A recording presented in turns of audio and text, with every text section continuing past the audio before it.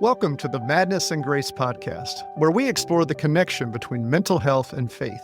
I'm Dr. Matthew Stanford, neuroscientist, author, and mental health advocate. And I'm Dr. Madeline Stiers, a therapist and trauma researcher. We're so glad you're joining us today. Each week, we have authentic conversations about personal stories, we share professional insights, and explore the meaningful ways faith can influence mental well-being.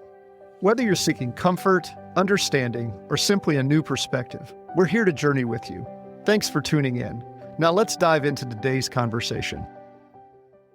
Hello and welcome to another episode of the podcast Madness and Grace. I'm Dr. Matthew Stanford. And I'm Dr. Madeline Stiers.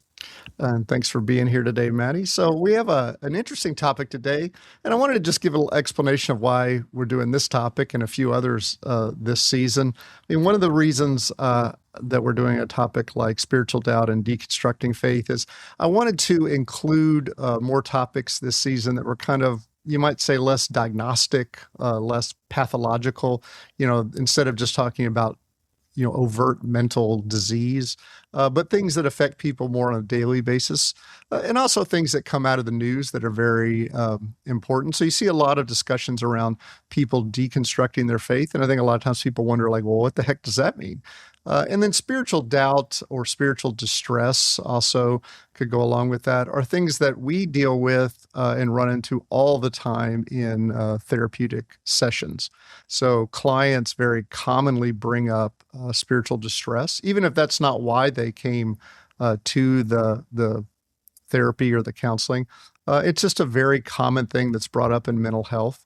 And spirituality and religion are also a very strong coping strategy that a lot of people use just in their daily life as a core belief, a core identity. And I think that this idea of deconstructing and spiritual doubt that we hear about is not a negative thing in and of itself, but could be depending on how it goes. So that's kind of why we're doing a topic like this. So I really just want to kind of start out by just talking about the idea of what is deconstructing your faith versus spiritual doubt.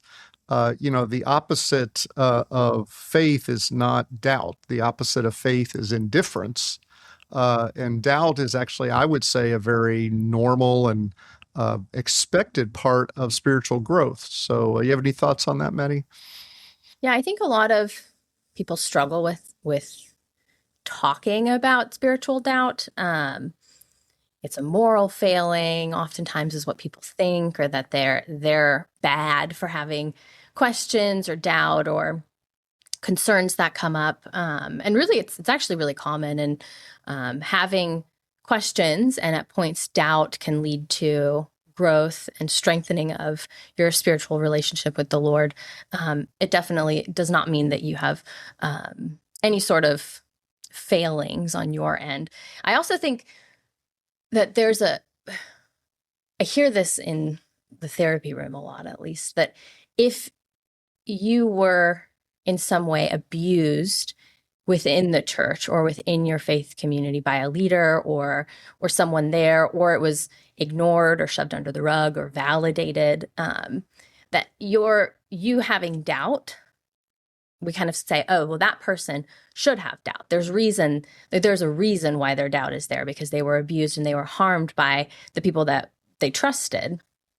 But if that hasn't happened to me, I shouldn't have any doubt. I shouldn't have any questions or concerns. And so my faith isn't strong. I'm a bad Christian, or I'm not, living the word. And that's just not true. It's actually really common to have that and to experience that. If you are someone who's experienced some sort of spiritual abuse, I think that can lead to a bit more doubt, more intense doubt, and even anger. But that doesn't necessarily mean that you're going to end up making a drastic decision to leave the church. Yeah, absolutely. And I think, there's a difference between, this idea of spiritual doubt and deconstructing. I think that, or deconstructing your faith, I think, spiritual doubt, I think if we're honest, is something everyone who has any kind of spiritual or religious beliefs at some point has some doubt about something or some aspect of their faith. I think what's important for people to remember is that if you're in a situation where any kind of questioning or any kind of doubt, might we say, because that has such a heavy connotation to it, is just not acceptable. You're probably not in a very healthy situation. And just because you doubt something like, well, I doubt that this event occurred, or I doubt that that happened exactly the way that it happened, or I doubt that what I'm being taught by this person because of their own failures is exactly true. I mean, again, those are normal. We have those in relationship to other things within our life every day. So I don't think that that's a problem. God is not hurt by you doubting some aspect of his character or being. And so, I think that you can look at the Psalms, they're just full of that, full of questioning and full of doubt, and are you there? Are you good? Or, do you even know we're here? I mean, a lot of that is very personal. A lot of times, I recently had a conversation about the Psalms with somebody, and the Psalms are very repetitive and very personal, and oftentimes when you put that in the context of why is this in a book that's supposed to be the inspired Word of God, I really think that it is to show that what a relationship looks like with God, and that people are, at times of despair and doubt, or people at times of kind of exhilaration and worship. I mean, it runs the gamut. But deconstructing your faith is really kind of a lot of times goes along the lines of the faith that you inherited, the faith that you inherit from your parents. For those of us who grew up in a faith family, a Christian family, we're taken to church, we're taken to Sunday school, we're taught things, and then suddenly we're adults, and we may have continued that faith. And if we continue that faith, at some point we might say, well, do I only believe this because my parents believed this and then they taught me this? And so it's really just kind of critically examining or questioning what your beliefs are. Why do you believe what you believe? And do they still hold true for you? And again, I don't see that as an unhealthy thing. I think anyone who has a belief and they believe that the only reason they believe that is because their parents believed that, and that literally is the only reason they believe, I think that's walking on pretty thin ice for holding up when that gets challenged. And so I think you might ask yourself, why are we hearing this more often? And I see this constantly, this idea of deconstructing. I really think it's because we now have access to just absolutely massive amounts of information. And there's a lot of competing truth claims out there. I can pick up my phone and touch YouTube, and within the span of seconds, I can find someone who will present a video that attempts to undermine virtually everything I believe, and really do it pretty well, and raise some pretty interesting questions. Not to say that anything they say is true. I don't, but the thing is it might make me doubt. And I think for us as mental health care providers, the reason we want to talk about something like this is if religion and spirituality are kind of a core belief that you have, or a core aspect of your identity, of something you use to cope with, something you use to function on a daily basis, something you built a lot of your life around, and suddenly someone presents something to you, or you find something that makes you really question that, it's more than just you thinking that, maybe I'm not going to be a Dallas Cowboy fan anymore because they've been really bad for a really, really long time, and so, that's who cares? You just move over and now you're going to be for the Seahawks. Okay. And so, but if it's a core identity issue, that can lead to a lot of mental health issues. That can lead to depression, anxiety, all types of problems, because it just kind of guts you to some extent, kind of intellectually and emotionally. And I think that's a real problem. So I think that mental health care providers understand that, and we want to walk along with people to kind of help them through that. But I'm not sure that faith communities or just individuals that are people of faith understand what kind of healthy doubt and healthy questioning looks like, and how they might kind of walk along with somebody who's having that. Yeah, it can go either way, which is often the case with mental health. I think we kind of talk about what's the catalyst a lot, but you could have experienced some sort of, major life event, traumatic or not, that kind of pushes you down this road of asking questions and maybe having some doubt and wanting to have conversations or going on to YouTube. And that can lead to what you said, some serious mental health challenges, or, or minor, but anxiety, depression, extreme stress. And that can be the result of walking down that. And if your faith community is the place that you went to find support and they're not there for that, I mean, it can really put someone in a bind.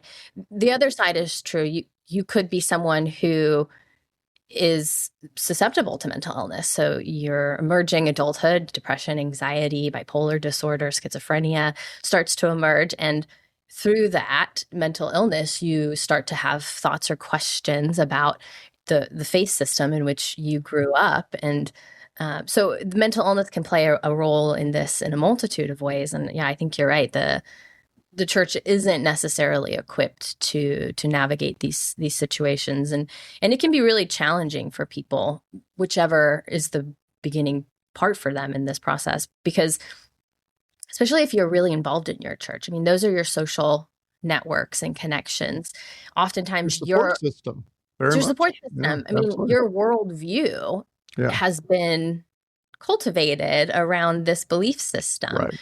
If you grew up going to church every Sunday, you have these moral beliefs, your moral values and structure are oriented around this one religion. And you start to question that. It's not, like you said, it's not just saying, okay, well, I'm not going for the Cowboys or, whatever. I'm not a sports person. So what you said earlier, it's much more integrated into your daily life, like your decisions that you're making, your social network. I mean, everything. It can really be really distressing for our clients. And on top of there's the structural change and the networks, the daily life. You've got moral values coming into question, and with that, we see a lot of shame. I mean, if doubt and questions aren't encouraged in your faith community as a part of developing and growing relationship, it can really be shameful, and we see that play out in the therapy room a lot. And I think that's a lot of times exactly what happens is people, first they have a doubt and they feel a lot of shame and guilt because of that, because I don't think that they even allow themselves really to kind of even ask what the doubt is based on or what it is. Because what I find a lot of times is when people have doubt, they really are doubting, they're not doubting God per se. They're not distinguishing between God and, say, flawed representatives of God or flawed institutions of God. Right. And so, they see some hypocritical individual, which in some sense we're all hypocritical, but some overly hypocritical individual, and they go, well, how can there be a God? Or how can that be true, what they taught me? And a lot of times you also see, traumatic events that occur or horrific events. How can there be a God if this has ever happened? And, I think that unfortunately, when I've worked with people, what I find is that they do tend to go to their faith community or to people within their faith community, be that the leadership or individuals, and they want to try to express that, but they're really shamed for that. Like, well, how dare you? It might not be said that way, but how dare you question? And then a lot of times you get kind of pat answers. Well, I mean, we know that to be true because the Bible says that. You just have to have faith. Right. You just have to have faith. And, what I would say is that, the Christian faith, in my opinion, this is just my opinion, never calls you to an absolute blind faith, which means a faith based on no reason or evidence, just believe, and so I think that, I think we have to, in our faith communities, we have to really respond better. We have to really normalize the idea that doubt is just part of spiritual growth. I mean, that's just how you grow. I mean, one of the things I would say is this, particularly for pastors or ministry staff out there, or people who have had someone come to them that doubt and then they feel uncomfortable about that doubt. I would say this, imagine if someone came to you and they, let's say there are 10 tenets of your faith and they they have 12 tenets to their faith, which are which they believe are your faith. So there are two things they believe that you don't believe, that you think are just wrong. Okay. Well, I would say, I have found people to be much more sensitive to that and trying to help that person understand that that point that they believe is not something that they should believe than I have when someone has questioned one of the tenets that they think. Does that make sense what I'm saying there? So I think a lot of times we get really nervous when someone says, "Well, I'm not sure Mary was a virgin," or "I'm not sure that God hears my prayers." I mean, though, again, I'm just throwing things out that I've heard before. So I think we have to make room for questions and difficult questions. I think that's, don't get overly nervous when that happens. But then I also think that we need to help people differentiate. And this is, I think, a lot of times where it can be helpful to go to a faith-based therapist, even if you're not dealing with a mental health issue, you just have some spiritual distress. You have to differentiate between a kind of healthy questioning and an unhealthy approach to questioning, and how you might answer some of those questions in kind of a more, might we say, planned and scheduled and kind of empirical approach, rather than just kind of, the first thing you never do for anything, period, no matter what that is, be that a small blemish you see on the back of your hand or a deeply held belief you question, is go to the internet. That is not the place to go for anything. But I think that's what a lot of people do, and they go, "Oh, well, there's all kind of information out there. I'm going to run out there." And there's a lot of information out there, and a lot of it's just garbage. And so you were telling me that you were asking ChatGPT or one of the AI things some questions about the Bible, and it kept giving you conflicting answers. Man, I had that thing so confused one day. And it was, I had it. It started to contradict itself really heavily, and then, and it's not just about the Bible. I mean, I use it for different things, but you can get it really confused because it tries to answer your question based on information that you want to hear, and so there's an aspect to it there as well, and so it's just not some computer overlord that knows all things. And so the internet is just a scary place to find a lot of, you got to be real careful the kind of information you find and really test it. To the point that you were saying, I was just the other day having a conversation with someone, and there was a few of us, and one person said something that was kind of in jest, but questioning God, right? Like, well, there was a question posed, and the other person said, like, "What are you questioning? Are you questioning God?"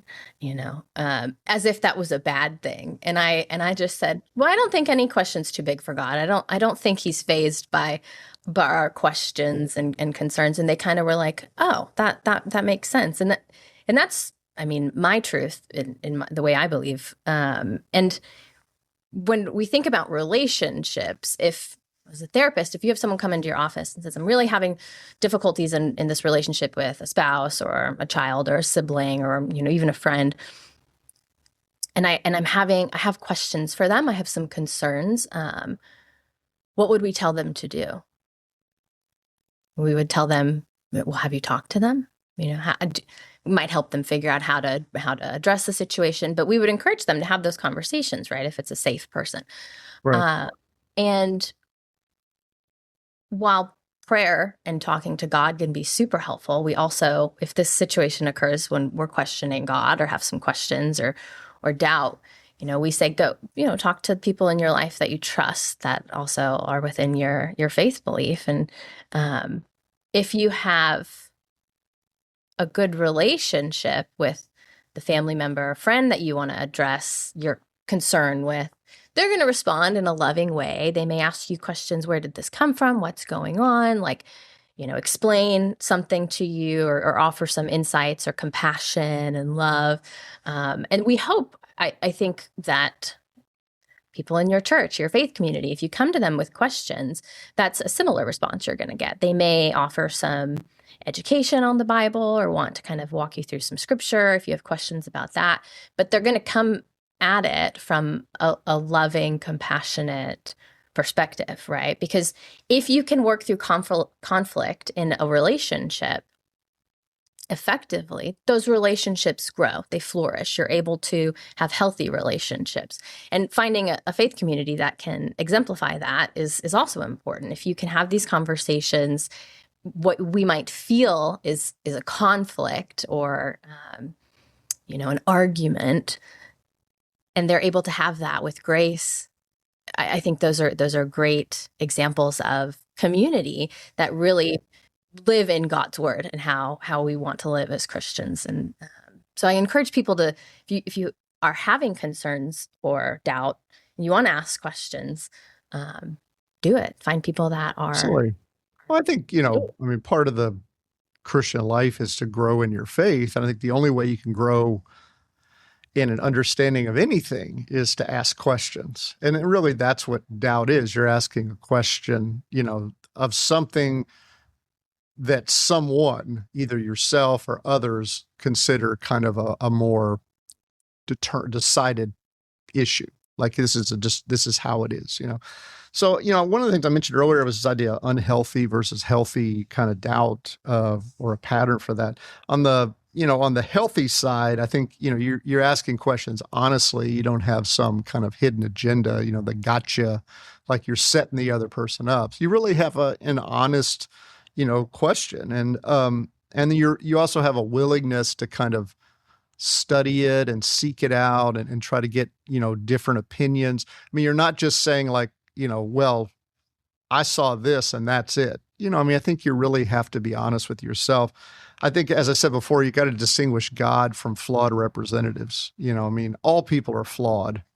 But, you have some representatives in the faith communities that are unbelievably flawed. We've seen over the last few years of, pastors and leaders who have, quote unquote, fallen, and done horrible things. And then in many instances tried to justify them. And then I think one of the things that's really important for somebody who's questioning or doubting or deconstructing is not to separate yourself from a spiritual community, but stay connected to a spiritual community. You're not saying you don't believe in God per se. You're just trying to figure it out. You're not going to be able to figure it out on your own. That's part of the, you really need input from other individuals. And so whether you take that input or not, it's helpful. And so, or you believe that input or not. And so I think you have to stay connected. that's more on the healthy side. On the unhealthy side, kind of the patterns that I see in unhealthy thinking are kind of a very much an all or none approach. Like it's this way or it's that way.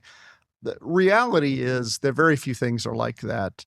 And certainly faith is not like that. A spiritual life is not like that. We don't find a lot of all or none.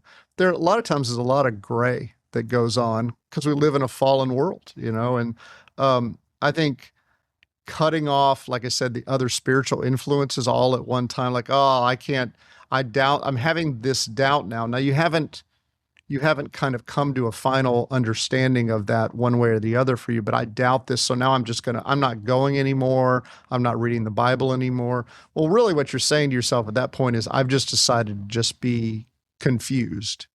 I'm not going to try to work this through. I'm just going to be confused. And that's usually a pretty unhealthy place to be. Outrage, that's all, so your pastor does something horrible or says something horrible or supports somebody you don't agree with or whatever. And now it's just outrage, and you allow outrage to replace reason. And so that's it. Well, if he believes that, well, then I can't believe anything he ever said to me or she ever said to me, and I'm done. And so, and then just, like I said, social media, internet, that's not where see those books I'm back there on my bookshelf that you gotta sit down and you gotta a lot of times I'll tell people you gotta go to the seminary of your dinner table. You gotta get there at night and you gotta sit down and you gotta study things and figure things out. And you gotta write down questions and you gotta ask people that you trust and that you do agree with and you don't agree with. And, it's only scary to you. It's not scary to God. Whether you believe in God or not, it doesn't change whether he exists or not. And so, I think that that's important. And if God, I would say God isn't so weak and such a baby that if you question him, then that's it. I mean, so, I mean, you can just go through the scriptures and find I mean, there's almost not a person in the scripture who doesn't question him at some Yeah. point. And so I think that, do it in a healthy way. And a healthy way is with other people's input and other people's guidance, uh, That not isolation, it's that you not know just and trust, that you know and someone trust. on Reddit or YouTube, Right. It's I think you're exactly right. People can the shame with having some doubt or questioning, um, especially if you were raised in a religious background that does not that really looks down on any sort of questioning. People are going to end up isolated, and that's not good for your religious growth, your spiritual growth. It's not good for your mental health either. And so all of that, again, we talk about mental, physical, relational, and spiritual health. It's all packaged into one. It starts to affect one another, and it can become this snowball effect. So when you're looking at your spiritual health, and doubt is a part of health, it's the whole spectrum. Health is a spectrum. It can definitely be a part of it, and you're not alone. A lot of people Right. Question doubt, not just at points of major trauma, definitely then, oftentimes, but you can just wake up one day and start to have questions. I mean, it just is part of relationship and being human, and God made us this way. And Right. it's like you said, he's not scared of the questions. He can handle Oh, it. and I promise you that any question you ask, and ask 1,000 times. So, I also think that people have I would say that over many years, even till today, I have deconstructed my faith, and I'm the kind of person that I'll come across something and really raise a doubt on a particular topic, not on the existence of God, but on a particular topic or belief or understanding, and I will just spend months sometimes researching that. And I think people have to understand that our faith is it is built on more than just kind of willpower, that I'm going to believe something that someone else doesn't believe. And so, I think number one, I mean, in the Christian tradition, we have the Old and the New Testament. Okay, I think we have that. That's not the only thing our faith is built on. I think our faith is also built on our personal experience of the faith, of our interactions with God, our personal interactions, and the experiences of others. That they have explained to us how their experiences in relationship with God. I mean, so you have experiences, you have scripture, you then also have historical church understandings and teachings. Again, these are all not equivalent in how people the importance that people consider them, but they are what we base them on. So they are just historical understandings. What did Saint Augustine say about this, or what did this person say about that, and so how that was viewed historically. Then we have from the historical aspects of the scriptures, we have archaeological evidence or lack of evidence. And so we have archaeological evidence of the existence of this person or that person, or that this happened or that happened, or this didn't happen or that didn't happen. And so there's that as well. And then, I think that, we also have reason. I think faith is not, I get this a lot, and you may get it too. I mean, as somebody with a doctoral degree, and someone who's worked in, been a research scientist and worked in the science field. And, a lot of times people are like, I just, faith is just a lack of reason. If a person would just sit down and Yeah. reason, they would just, well, no, that's not true. I mean, you take all of those things that I just mentioned and you kind of reason it out, and so, I think that, it's not a lack of reason. It uses reason to come up with an understanding or a view or a belief in a particular thing. So all of those things are there to examine, and I think that's what's important to do. So when you do doubt, and I'm not saying if you doubt, when you doubt, if you're a believer out there and you would come on our podcast here and say, I have never doubted my faith ever. Well, you're a liar. So, I mean, there's just no other. I mean, that's just not possible. I mean, that's not even what it is to be human. Okay. Right. And You've never so, had one question go, well, I don't I mean, understand that. come on. I mean, Yeah. that is not, I mean, you just ask a question in a Sunday school class of like, well, why would that be like that? Well, I mean, in some sense, that's a doubt, right? I mean, if we've never doubted, then what we would have to say is that we're just some kind of a, we just sit there and what anyone says, we just take it in. The fact that you have a certain set of beliefs that you hold to means that you have jettisoned or decided not to believe other beliefs.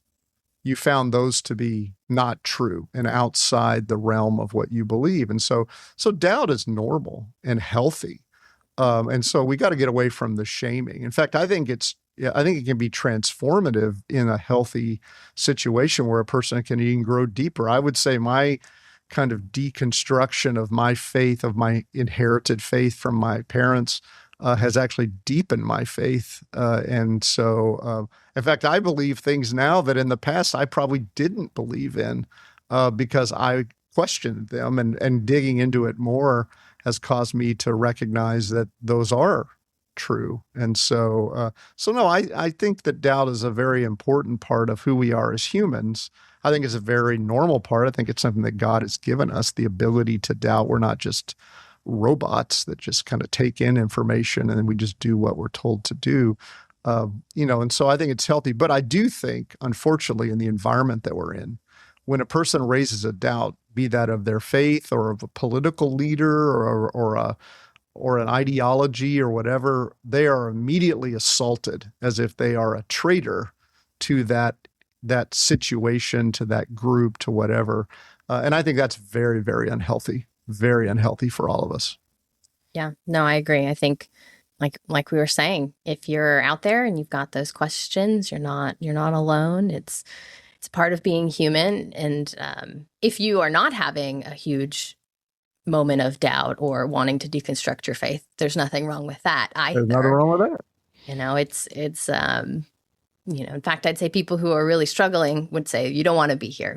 It's easier to have that faith and Right. not have, the feelings of doubt and shame. But if that is something that you're going through, okay, like we've said, no, you're not alone. It's common. It happens. I think we saw that spike in 2020 and afterwards with the isolation that was forced on us with the pandemic, and people really questioning, why is this happening? How could God let this happen? That's a big question that I hear often is, working with people who experience trauma, which is my area of research and practice.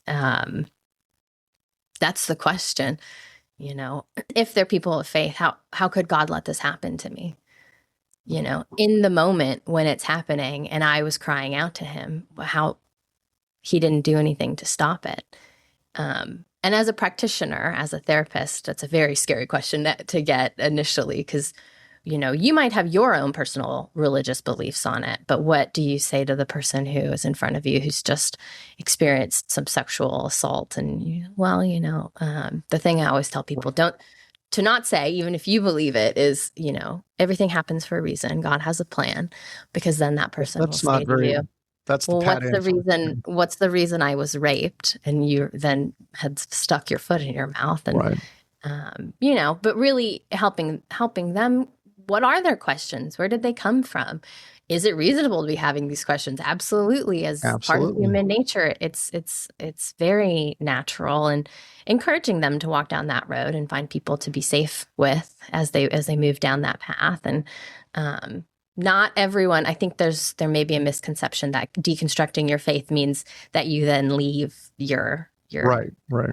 origin, your faith origin, which isn't true. Like, you can question and have some doubt and deconstruct that and look at it and then decide, no, this is what I believe, and I now have more evidence or reason to believe what I was raised believing. And I so will say to that, if you're a leader of a faith community, or you're in a faith community where if anyone questions anything in relationship to the faith, that they're immediately met with, kind of shame and judgment, and then that will cause someone to leave the faith. I yeah, mean, because they will they will wrongly see that small local fellowship as a representative of the greater faith and of God.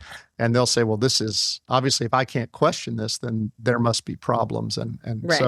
so you really have to, you have a great opportunity to help someone grow in their faith, but you also have a significant responsibility to not damage somebody by telling them, well, that can't be questioned. It's not that, I would say as a faith leader, it's not that you say, well, no, I don't agree with you when you say that you doubt that because I believe that and this is why. And I think that's perfectly appropriate. The problem is to shame a person because they dared to ask a question. Right. I often think of David in the Psalms where he says, Lord, how long will the wicked prosper? I mean, that is a straight up question and doubt right there. He is a faithful follower. They're not doing well at that time. And people who are clearly pagan and outside the faith are doing wonderful. And he's like, I don't get it. What is going on? And so that's just throughout the scriptures, and so I think a lot of times you mentioned something, Maddie, I think a lot of times when you can show people that are doubting that there are what are looked at as kind of heroes of the faith in the scripture that they themselves doubted. It doesn't have to be on the same topic, or the same issue, but they can say, oh, look, here's David, or here's Moses, here's Abraham. They asked these questions of God and they wondered and they doubted. I think that's very encouraging to people. Jesus did. They have these moments, and so I think that, even Jesus did. Peter, my gosh, I mean, he's all over the place, and so, but these are people, I think one of the things that, and I'll kind of start to get us towards the end here. I think one of the things is we don't think about our faith as being kind of a progressive thing, that it kind of changes over time and that it grows, or, how I think we just think about, well, you just believe a set of tenets and that's it. You're done. You hold on to that, and, but you know what? That is the shallowest of faiths that isn't going to stand up any kind of test. And we have to do better than that as leaders in the faith community. And I think, that's where, again, a mental health care provider that is, faith-based can be very helpful, not because you have a mental health problem necessarily, but they can help you learn skills on how to ask questions and how to look for information related to that. And then how to feel about that, how to feel in the context of, what am I holding on to if I don't have this anymore? So thank you all for being here this week with us. And hopefully you got something out of this. And if not, the only thing you got was that you're not alone in your doubt. I think that's a great takeaway. So again, thanks for being here with us this week. And we will see you on the next episode of Madness and Grace. Thanks for joining our conversation on this episode of the Madness and Grace podcast. If you found value in our discussion today, we'd love it if you'd subscribe wherever you listen to podcasts so you never miss an episode. And if you enjoyed what you heard, please consider leaving us a rating and review. It helps others find these important conversations. Sharing this podcast with friends and family members is also a wonderful way to extend hope to those who might be struggling with mental health concerns. We'll be back next time with another candid conversation about madness and grace. See you then.